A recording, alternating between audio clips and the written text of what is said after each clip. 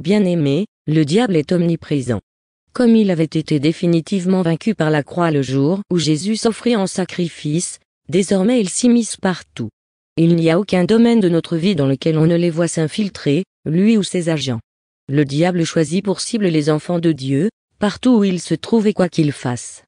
De par mon appel, je savais qu'il fallait que j'évangélise et j'étais attaché à mes campagnes d'évangélisation.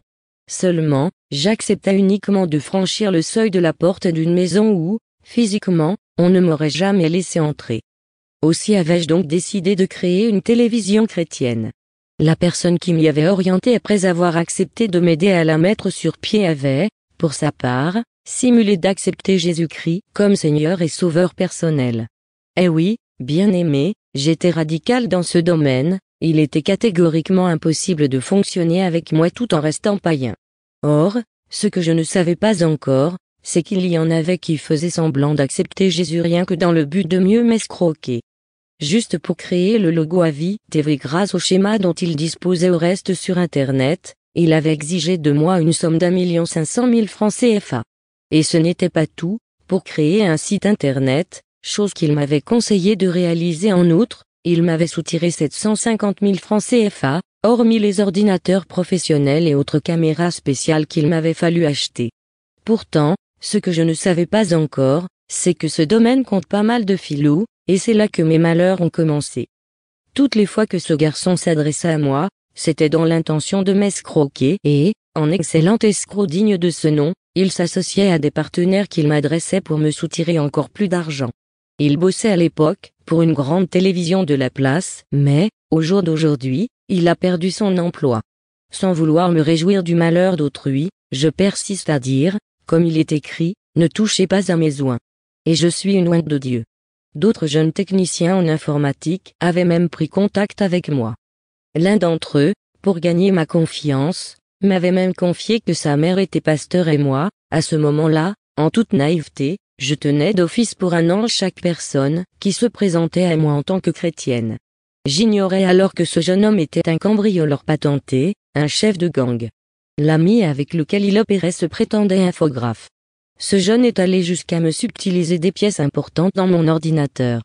Avec la caméra que je lui avais fournie, il avait conclu de grosses affaires et, comble de malheur, il s'était attaqué à mes affaires personnelles telles que mon frigo ou mon escabeau, avant de prendre la poudre d'escampette.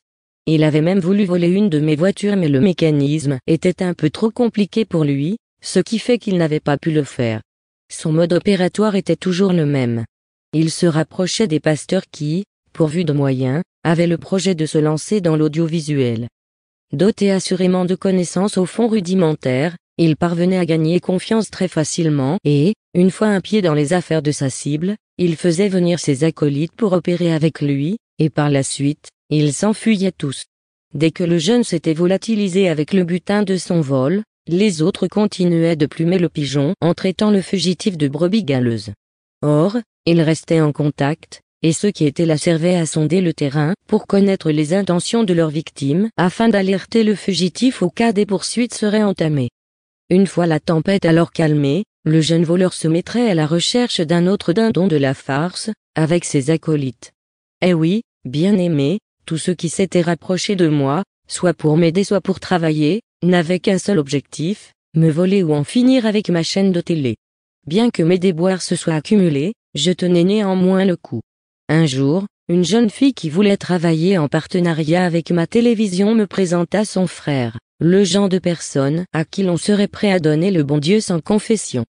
Comme il s'y connaissait tant soit peu en audiovisuel, j'avais pensé qu'avec lui j'allais évoluer dans le domaine pour le bien de mon projet mais en fin de compte, il s'était avéré pire que tous ceux avec qui j'avais travaillé jusque-là. Cet escroc, prenant son mal en patience, avait une stratégie rompue, restait d'abord docile et efficace. Il passait les nuits chez moi assez fréquemment. Or, tout ce qu'il me demandait d'acheter n'était utile que pour lui puisqu'il savait d'avance qu'il partirait une fois son forfait accompli. En effet, son objectif c'était d'ouvrir sa propre boîte quoique, à mon détriment. C'était en réalité un sorcier et un voleur, qui avait réussi à gagner ma confiance. Inutile d'entrer ici dans d'énormes détails. En fin de compte, lorsqu'il s'apprêtait à finaliser son coup, il fomenta avec l'aide d'autres employés une révolte injustifiée. Sa stratégie consistait, dans ses plans, à se servir de jeunes filles. Si je le dis avec certitude, c'est parce qu'il avait voulu en utiliser une, qui avait refusé. Il avait fini par mettre la main sur une prostituée. Celle-là lui donna son accord. Il l'avait donc payée en me la présentant comme sa fiancée. C'est elle qui était chargée de sortir de la maison avec toutes les pièces qu'il me volait. Elle pouvait partir en toute sécurité, puisqu'il savait que je n'oserais jamais soupçonner une jeune fille qui était venue lui rendre visite et qui, par-dessus le marché, se trouvait être sa fiancée. Ce garçon finit par me désosser tous les ordinateurs, j'en avais environ 7, me voler des caméras et tout le matériel que j'avais acquis pour ma chaîne de télé.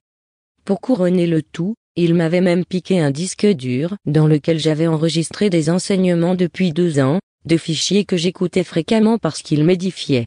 À l'approche de son départ, après m'avoir isolé de ma famille, il m'avait exigé de l'argent alors qu'il avait passé le plus clair de son temps à m'assurer qu'il ne voulait pas être payé et que son souci majeur c'était que ma télévision entre en service. Au bout du compte, il parvint non seulement à m'escroquer de 600 000 francs CFA, mais par-dessus le marché, il avait emporté tout le matériel que j'avais acquis du temps de notre collaboration, et même celui dont je disposais avant. Bien-aimé, on eût dit un cauchemar. Ces gens vous endormaient, utilisant même la sorcellerie, pour vous amener à leur faire entièrement confiance. Lorsque je me rendis compte qu'il m'avait subtilisé le disque dur contenant tous mes enseignements, il fut impossible pour moi de le supporter davantage. Quittant le lit sur lequel j'étais allongé, je m'étais mis à genoux pour invoquer mon Père, le Tout-Puissant, baigné de larmes. Dans ma détresse, je proclamais, pour la première fois de ma marche avec Dieu, des malédictions sur ce garçon. Il fallait, à partir du moment où il m'avait volé, qu'il prenne conscience que mes affaires appartenaient à Dieu et étaient destinées à mon travail pour Dieu. Aussi, le vol serait désormais attaché à sa vie, de génération en génération, et c'est ce qui se passe aujourd'hui dans sa vie. Il volera tout ce sur quoi il mettra la main jusqu'au jour où il ira de prison en prison, tant et si bien que la prison deviendra sa maison. Cependant, j'avais promis à Dieu que je n'hésiterais pas à annuler cette sentence, si et seulement s'il reconnaissait qu'il existe de véritables serviteurs de Dieu, en dépit de ce qu'il se passe de nos jours, et serait prêt à se repentir de son acte. Parmi les voleurs de ma chaîne de télévision, il y eut un pasteur, un disciple d'un autre que nombre de gens connaissent au rond-point Omnisport. Je ne pouvais que lui faire confiance, car, pour la première fois, j'avais affaire à un véritable pasteur qui voulait relever ma chaîne de télévision. Mais encore une fois, ce dernier aussi n'était qu'un escroc, et sorcier par la même occasion. Ce sont des personnes qui vous endorment, qui utilisent des femmes et le nom de Jésus pour vous appâter. Ils font des tours de passe-passe pour vous voler, vous montrent les preuves de leur efficacité dans le simple but de vous voler de l'argent et du matériel. Lui aussi m'avait soutiré au moins 600 000 francs CFA ainsi que du matériel. Mais, pour ce qui les concerne, j'ai dû remettre son acte entre les mains de Dieu. Ce que je sais, c'est qu'il ne l'emportera pas au paradis. Tout ce que je peux vous dire concernant ces sorciers c'est qu'ils ne laissent aucun souvenir de leur passage chez vous. Vous allez tout simplement vous rendre compte que vous avez payé pour rien.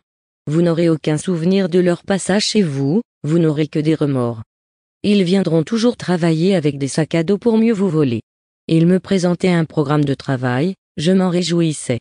Mais quelque temps après, plus rien si ce n'est pas de la sorcellerie alors, il faut croire que je ne connais rien de la vie. Quant au fameux pasteur, je sais que chacun récolte ce qu'il sème. Il a semé le vol chez moi, il récoltera ce que Dieu voudra qu'il récolte, Dieu a dit que nous verrons la rétribution des méchants. Ce soi-disant pasteur vit dans la fornication alors qu'il est marié, il est voleur, il a cru relever leur chaîne de télévision avec mon matériel, mais ne disons pas dans le monde qu'un bien mal acquis ne profite jamais pour finir avec ce pasteur, délinquant à col blanc, je tiens à vous préciser qu'il faisait partie d'une bande bien organisée de la place. En ce qui concerne le ministère, sous lequel il est soumis, il y a toujours volé le matériel pour faire son propre business. Mais dans le monde des ténèbres, ils ont aussi une hiérarchie. Certains sont assujettis à d'autres plus gradés, dotés de plus de pouvoir. Lui-même obéit aux ordres d'une femme, qui se fait passer pour une servante de l'Éternel. Cette femme, que j'avais eu le malheur de rencontrer dans ma vie gérait tout le réseau. Elle m'avait introduite auprès de ce pasteur véreux, comme elle m'avait suggéré de rencontrer une espèce de prophète sans emploi censé résider sous mon toit. une toile d'araignée qu'elle avait commencé à tisser autour de moi. Je disposais alors de tout le matériel pour un studio d'enregistrement audio et vidéo de musique et, là aussi, il lui avait fallu trouver quelqu'un pour travailler contre moi dans ce domaine. Dans la réalité, c'est elle qui contrôlait tout chez moi. Dans le domaine personnel, elle avait installé son fils spirituel chez moi pour me contrôler jour et nuit sans que je ne le sache. Toujours est-il qu'au bout d'un certain temps, celui qui s'occupait du studio me vola la carte son et la console 16 pistes que j'avais achetée, avant de disparaître avec la complicité de cette femme. Ce fameux pasteur, c'est quelqu'un qu'elle m'avait également présenté et, ayant pris le soin de me demander de lui faire part de toutes les transactions que j'allais conclure concernant la télé-chose, que j'avais accepté de faire par souci d'honnêteté, avait pris le soin de bloquer tout. Eh oui, aucune des transactions que je m'apprêtais à faire pendant qu'il était avec moi n'était arrivée à son terme, et toute personne chez qui j'allais avec lui ne voulait plus entendre parler de moi après notre passage. En revanche, c'est lui qui en profitait pour tisser des liens avec tous ceux que je lui présentais afin de relever la télévision de ce pasteur connu. Comme pour son prédécesseur, il lui fallait seulement attendre que j'aie de l'argent pour me faire acheter le matériel dont lui avait besoin, et que je le renfloue également pour qu'il puisse disparaître ensuite. Comme ils étaient unis dans ce travail de sabotage, celui qui habitait avec moi avait commencé à me causer des problèmes. Il avait essayé de placer sa famille chez moi, sans succès. Il avait même essayé de me voler la Toyota Yaris que j'avais à l'époque. Sans succès. En renfort, il avait ramené un chien noir, je n'avais que des caniches, mais comme il n'était pas de la race que j'aimais, je l'avais jeté dehors.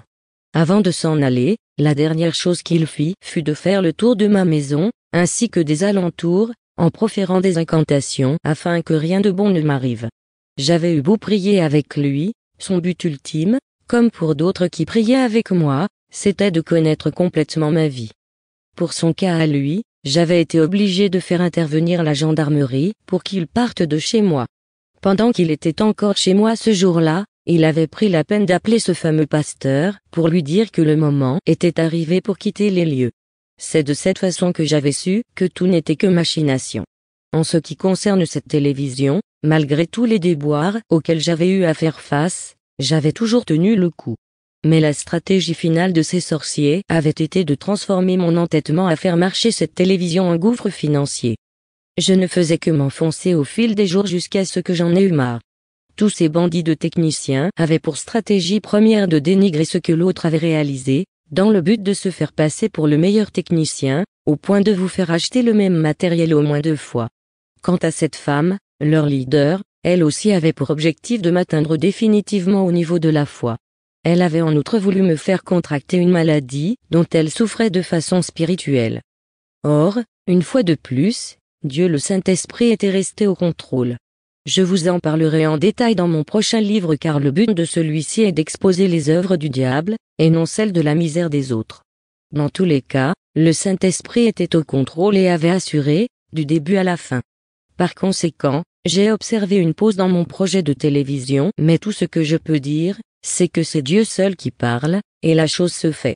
Or il n'a pas dit son dernier mot pour cette télévision. Ce n'est donc pas une affaire close, sachez-le. Ce livre a pour objectif de vous ouvrir les yeux par rapport à ce qui se passe actuellement dans le monde dans lequel nous vivons. Les jeunes ont pris goût à l'escroquerie, la frappe, le banditisme, le vol, les sectes, en d'autres termes, ils s'enorgueillissent presque tous de leur désobéissance à la volonté de Dieu et, pour ceux qui ne le savaient pas encore, la sorcellerie tire son origine de la désobéissance à la volonté de Dieu. Le diable, Lucifer à l'origine, a été le premier à désobéir à Dieu et, précisément, à se révolter. Mais il a vu ce que cela lui a rapporté. Aussi, il a continué à perpétuer cette désobéissance sur l'humain, notamment sur Adam et Ève. De nos jours, il est toujours à l'œuvre, son but étant d'enrôler des masses, et, parmi celles-là, une majorité de jeunes, afin qu'ils se révoltent contre la parole de Dieu et finissent comme lui en enfer. La Bible dit, dans le livre de Deutéronome, « Si tu n'obéis point à la voix de l'Éternel ton Dieu, si tu n'obéis pas et ne mets pas en pratique tous ses commandements et toutes ses lois, que je te prescris aujourd'hui, voici toutes les malédictions qui viendront sur toi et qui seront ton partage. Tu seras maudit dans la ville et tu seras maudit par les champs. L'Éternel te fera battre par tes ennemis, Tu sortiras devant eux par un chemin et tu t'enfuiras devant eux par cet chemin et tu seras un objet d'effroi pour tous les royaumes de la terre. L'Éternel te frappera de délire et d'aveuglement, d'égarement d'esprit et tu tâtonneras en plein midi comme l'aveugle dans l'obscurité. Tu n'auras point de succès dans tes entreprises et tu seras tous les jours opprimé, dépouillé, et il n'y aura personne pour venir à ton secours.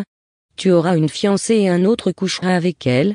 Tu bâtiras une maison et tu ne l'habiteras pas. Tu bâtiras une vigne et tu n'en jouiras pas, et ainsi de suite.